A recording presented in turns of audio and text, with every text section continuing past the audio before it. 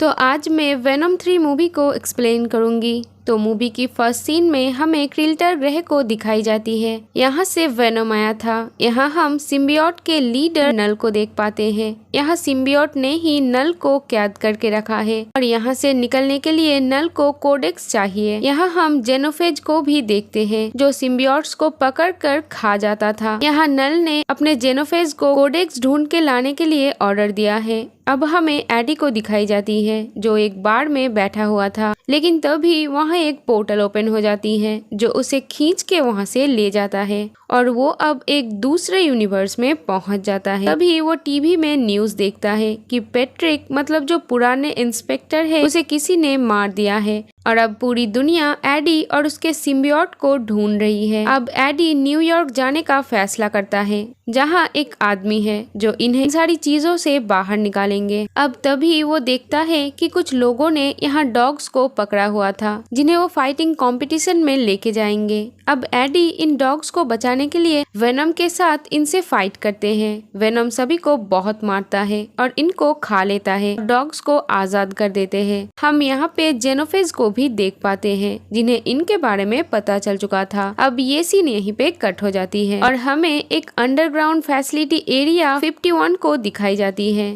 जहाँ एक lady scientist ने यहाँ बहुत से सिम्बियोट्स को कैद करके रखा हुआ है जो सिम्बियोट्स वेनम के साथ ही अर्थ पे आए थे। यहाँ हम एक सोल्जर रेक्स को भी देखते हैं जो सिम्बियोट के ऊपर स्टडी कर रहा था। यहाँ लेडी साइंटिस्ट जिनका नाम डॉक्टर पीन है वो रेक्स को बताती है कि सिम्बियोट्स पैरासाइट्स के तरह दूसरे क्रिएचर के साथ रह सकते हैं।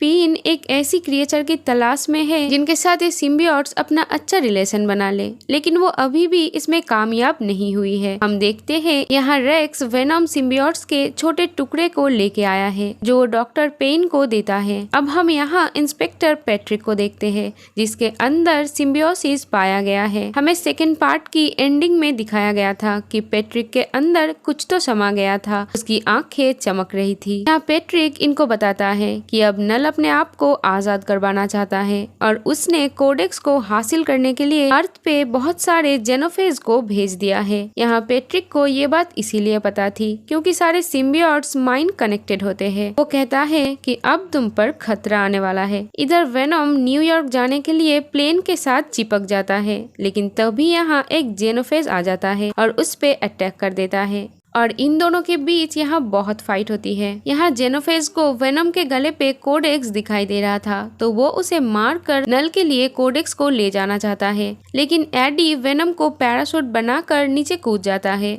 और ये दोनों बच जाते हैं। अब एडी वेनम से पूछता है कि ये कौन है जो मुझे मारना चाहता है, तो वेनम बताता है कि ये जेनोफेज है और इन्हें नल ने भेजा है। असल में नल कोडेक्स लेना चाहता है जो हम दोनों ने मिलकर बनाई है और अगर हम दोनों में से कोई भी मर गया तो वो चाबी खत्म हो जाएगा। एडी सोचता है कि उसने कोडेक्स कब तैयार किया, तो वेनम बताता है कि तुम एक बार मर चुके हो और यहाँ हमें एक सीन दिखाई जाती है जो वेनम 1 का होता है जहाँ एडी की मौत हो जाती है, लेकिन वेनम उसे फिर से जिंदा करता है और इसी वजह से वेनम और एडी के बॉडी पर कोडेक्स आ चुका है। लेकिन यह वेनम ये भी बताता है कि जेनोफेज को कोडेक्स तभी दिखाई देता है जब एडी पूरी तरह से वेनम में ट्रांसफॉर्म होता है, क्योंकि तभी एडी के गले में जो कोडेक्स है वो पूरी तरह से चमकने लगता है और जेनोफेज को कोडेक्स का सिग्नल मिलने लगता है। अब तभी यहाँ रेक्स के आदमी पहुंच जाता है जो एडी पर अटैक कर देते हैं। यहाँ वेनम एडी को बचाने की पूरी कोशिश करता है,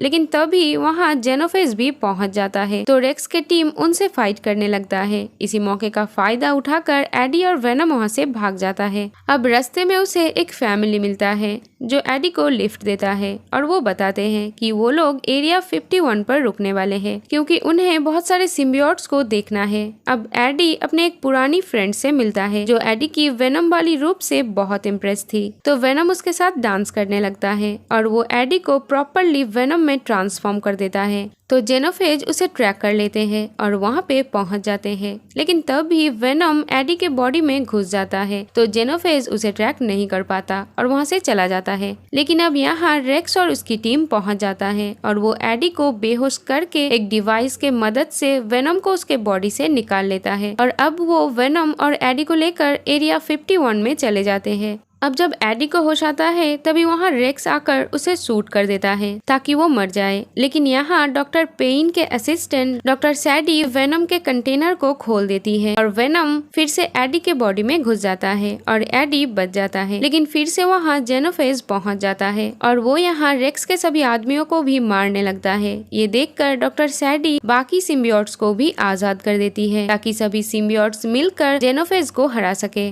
अब जैसे ही सारे सिम्बियोट्स आजाद होते हैं वो अपने आसपास के लोगों से बॉन्ड होते हैं और जेनोफेज का मुकाबला करते हैं, लेकिन जेनोफेज बहुत पावरफुल होते हैं। वो तो कुछ सिम्बियोट्स को खा जाती है, लेकिन इसी बीच वेनम एडी को लेकर लैब से बाहर आ जाता है। लेकिन यहाँ एडी मार्टिन और उसकी फैमिली को देख पाता है तो एडी उनके पास जाकर उन सबको सेफली यहाँ से बाहर निकाल देता है। इधर सारे सिम्बियोट्स अब जेनोफेज पर भारी पड़ रहे थे, लेकिन जेनोफेज चिल्लाकर दूसरे साथियों को सिग्नल दे देता है और अब यहाँ बहुत सारे पोर्टल्स ओपन होते हैं और यहाँ से और भी जेनोफेज आ जाता है। ये देखकर एडी वेनम बनता है और वो भी जेनोफेज से फाइट करता है, लेकिन इसमें वेनम और एडी बहुत ज्यादा घायल हो जाता है। वेनम एडी को यहाँ से दूर ले जाता है और कहता है कि अब इन जेनोफेज को हराने का सिर्फ एक ही आखिरी तरीका है, जो है हम दोनों में से एक की मौत। इसके वजह से कोडेक्स तबाह हो जाएगा और जेनोफेज यहाँ से चले जाएंगे। एडी सबके लिए बिल्कुल भी तैयार नहीं था,